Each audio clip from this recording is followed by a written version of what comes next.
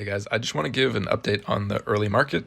It's currently Sunday night, it's a few days after the portal opened, and the first wave of players has hit level 70, but most aren't even close to it yet. They're between level 62 and level 66.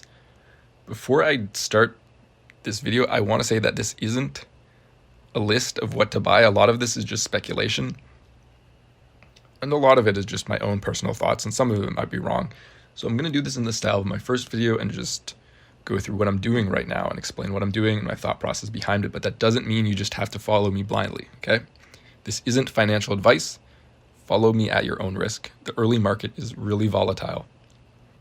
And again, this is my thoughts on the Night Slayer server only. If you're playing on a different server, things might be different. So I'm going to be saying prices here. If you're on another server, you might want to be very cautious. Okay, so let's get on to the actual video and talk about the items that interest me and probably interest you as well.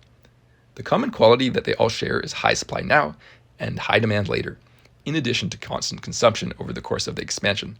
So I won't repeat this when talking about them, I'll just say it now. Let's get on to the first item. The first item that interests me are the large prismatic shards, the small prismatic shards, and the Nexus crystals, which are basically the same thing since they can be shuffled into each other.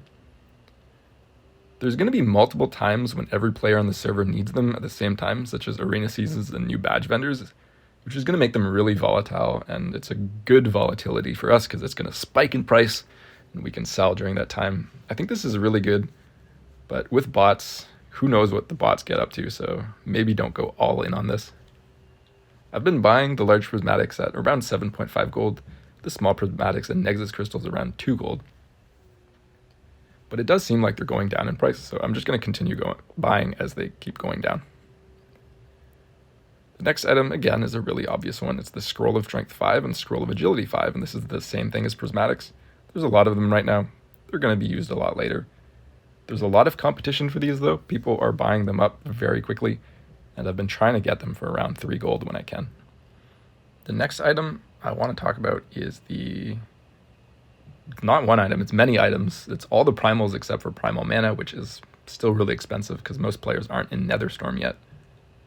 Mostly I've been buying Primal Water, Primal Life, and Primal Earth, and Primal Air, because those four, it seems like the supply is quite high and demand is not quite there for them yet. The other ones, especially Primal Shadow, is very expensive already, and Primal Fire is already pretty expensive too. But the other ones I have been buying a little bit, and we'll see what happens. This is very speculative. I cannot assure you that you're not going to lose gold if you buy primals, so use caution. Moving on, we get to the Fel Lotus, and I'm buying this for the same reason that I bought the primals. It's that technically there should be high supply now, and there will be increased demand for it in the future. Right? Nobody's even using flasks right now. They can't even make them. So this is largely speculative. It might keep going down in price. It might go up. I don't know. We'll see what happens.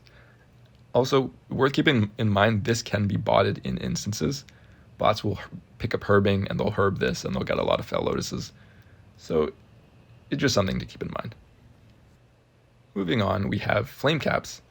And I didn't mention this in my previous video on Zangar Marsh because I didn't really know what the supply would be. And from what I'm seeing right now, the supply is really low. It may be a big problem if people want to use this a lot. I'm not sure if that's the case though. But I have been buying them for around 3 goldish. Now, moving on to more items I'm interested in are first the meats. And I didn't mention this because I thought they'd be botted and they'd be really bad, but it turns out the meats got so cheap that it seems like they're worth buying. I've been buying the cleft hoof meats and a bunch of other meats as well, that maybe it's worth your time to check out. Yet more things are the Jewelcrafting gems. This one is, I think, fairly obvious to most people since I talked about it previously. And yeah, whenever they dip in price, I've been buying them, mostly Living Ruby and Night's Eye. And again, this is very speculative.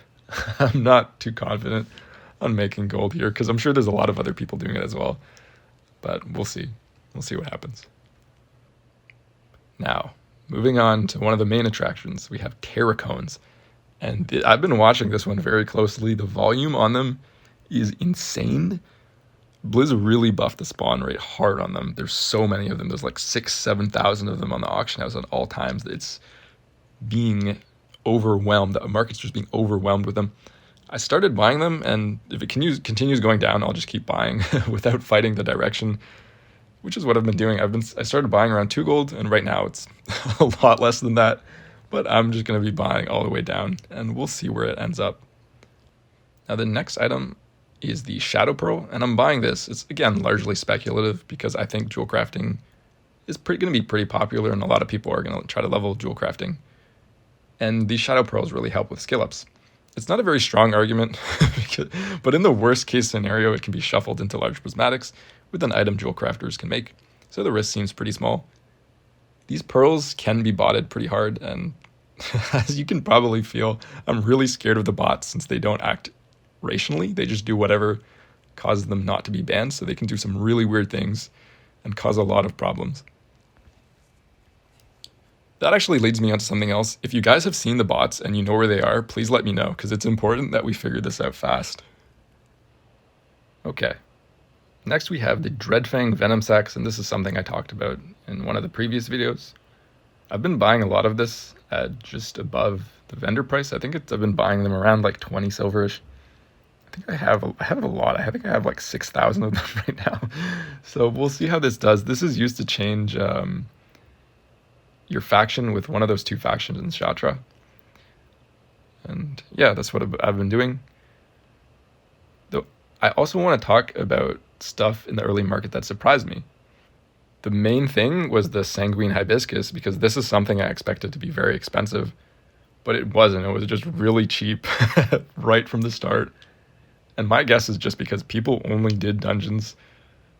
I have a bunch of alts in a bunch of different guilds that I use to like sort of see what everyone's doing, and most players were just in dungeons. So I really got this one wrong.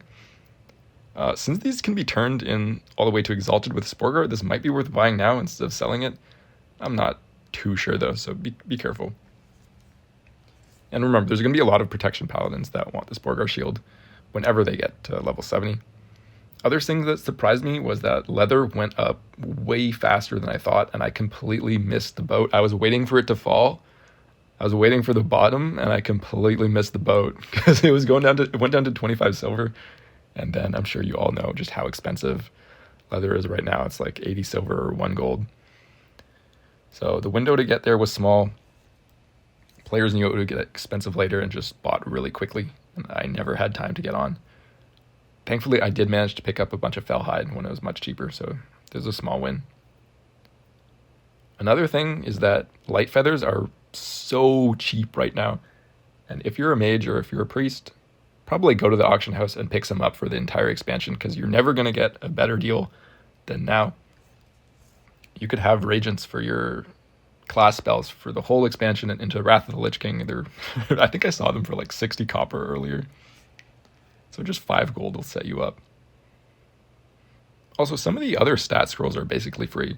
If you're planning on doing a lot of solo content, it's probably a great time to buy these for your own use. For example, the scroll of stamina 5, you're not always going to have a priest with you, and it's just free stamina. Pet classes might also want to look at strange spores as well, because these, when they get cooked, they turn into a stamina buff for your pet. It probably won't go up in price much since it doesn't stack with Fortitude, I think, so it'll just be useful for your pet when soloing. Since they're so cheap, you might as well. I think I saw them earlier for like 1.5 silver each, which is below the vendor price.